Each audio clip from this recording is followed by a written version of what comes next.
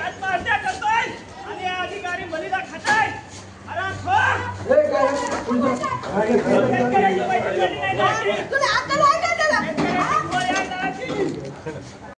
आणि 4000 क्विंटलानं सोयाबीन घेतलं 3.5 न आणि हे सरकार सांगते आम्ही सरकारी काटे लावू। हे सरकार व्यापाऱ्याचं सरकार आहे। फाशी झाली तरी मी हरकत नाही, पण शेतकऱ्यावर अन्याय होऊ देणार नाही। शेतकऱ्यासाठी मी फासावर चढायला तयार आहे। तहसीलदार साहेबांचं काम नव्हतं एखाद्या गावात जाऊन मला पैसे पडले का म्हणून। सर्वसामान्य शेतकरी जेव्हा टॅक्स भरतो तेव्हा तुम्ही अधिकारी लोक